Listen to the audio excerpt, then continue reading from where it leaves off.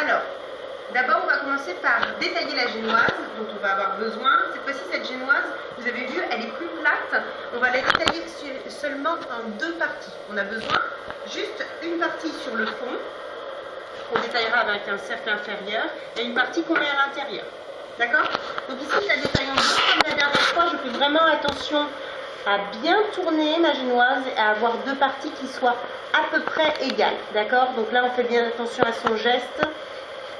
Surtout que là, on a une génoise qui est quand même assez large, assez grande. Vous avez vu que mon entremet, c'est un entremet pour, on va dire, 10 personnes. Donc on a une génoise qui est assez grande. Bon. L'intérieur, vous avez vu, alors elle est fraîche, évidemment, elle se découpe un petit peu, voilà, il y a un petit peu de miettes. Vous avez vu que c'est bien alvéolé, tout ça. Cette partie-là, elle va aller au fond. Donc je vais évidemment garder ce côté-là, qui a bien croûté, en fait, qui me permet d'avoir une base. Et cette partie-là, j'ai réalisé un sirop à la vanille.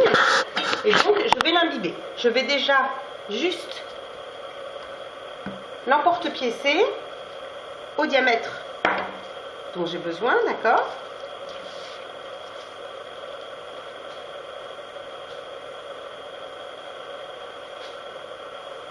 Ici, hop, j'imbibe cette partie. Donc comme on avait fait pour la forêt noire, d'accord? Alors là, faites attention aux petites miettes. Effectivement, ça a tendance, quand c'est juste fait, la génoise, à faire des petites miettes, d'accord? Je l'ai légèrement tiédi pour qu'il s'imprègne bien. Là, par contre, votre génoise, il faut qu'elle ait quand même, qu'elle soit bien imbibée, qu'elle soit bien moelleuse. Un fraisier, c'est important. Enfin, pour la forêt noire, c'était exactement la même chose, hein. D'accord? Il faut bien que la génoise, elle soit bien moelleuse.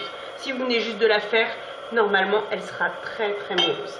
Ici, je cale donc mon biscuit à l'intérieur. D'accord? Vous avez vu, ça fait exactement la taille qu'il me faut.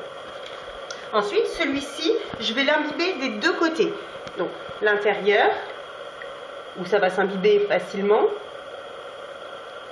Et le côté où il y a la croûte, où ça va avoir tendance à s'imbiber plus difficilement. Donc ce que je vais faire, c'est quand je vais retourner sur ma feuille, ce qui va me permettre en fait de pouvoir imbiber vraiment, alors comme la dernière fois, hein, vraiment plus, d'accord?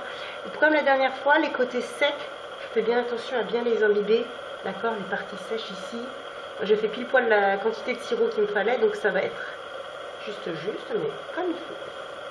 D'accord, bien les côtés secs. Ici, je le retourne et je vais bien imbiber ce côté-là. D'accord?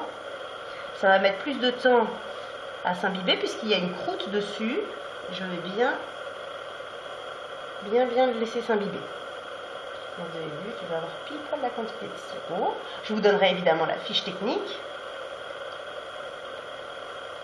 Je mets bien sur les bords. D'accord? J'hésite pas. Pour vraiment ramollir cette partie-là. Ok? Alors, je laisse s'imbiber, je laisse bien le biscuit s'imprégner, d'accord? Et je vais faire ma mousseline. La mousseline, c'est quoi? Donc, je vais avoir une crème pâtissière, vous avez vu, elle a refroidi, d'accord?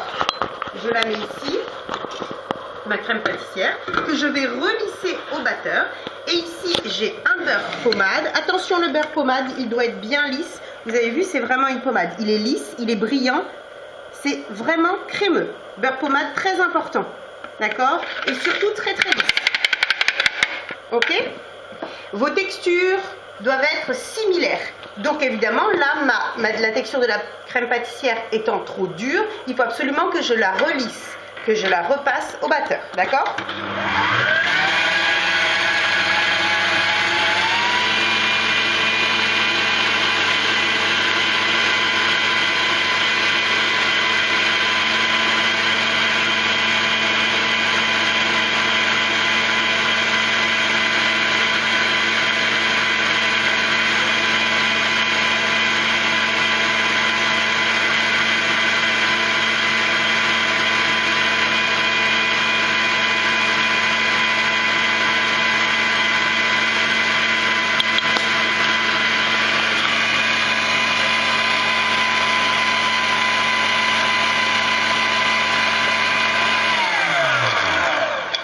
qu'elle est bien lissée, je vais incorporer donc mon beurre pommade. Vous avez vu que du coup, les textures se rapprochent. Ensuite, ça va être une question de température à laquelle je dois faire attention.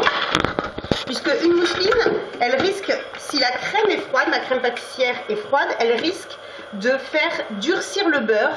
Et du coup, je vais avoir des grains de beurre dans ma mousseline. Donc, texture et température les plus proches possibles. Attention à ça, d'accord? Donc, on corne bien, toujours. Vous avez vraiment vu la texture de mon beurre, c'est essentiel pour une mousseline. D'accord? Essentiel. Ça, vous ne pouvez pas tricher. Une fois qu'on a fait ça, on va monter la mousseline.